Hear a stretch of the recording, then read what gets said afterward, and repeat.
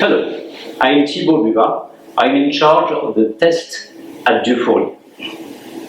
The rolling resistance machine is dedicated to tire rolling resistance measurement. The rolling resistance is the force that is opposed to vehicle forward motion.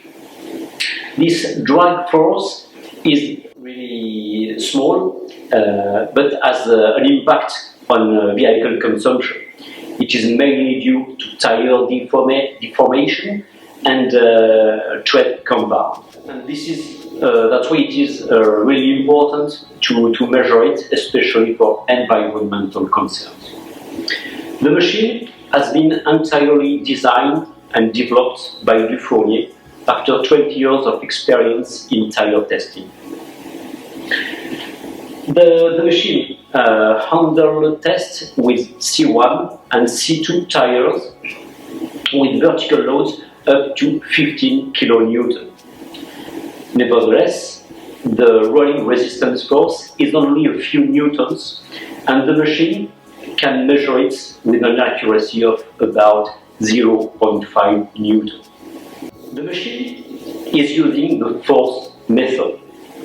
The sensing part is located in the wheel hub and measures relevant forces as close as possible from where the rolling resistance force is generated, that is, in the contact patch. Thanks to a precise alignment of all the components, the machine has a nice repeatability, approximately 0.050 Newton per kilonewton, while the regulation 117 asks for 0.075. Once all the parameters have been defined, the test is almost automatic to minimize operator effects. Then a pneumatic actuator puts the tire onto the drum. The drum is then rotating up to 80 km per hour.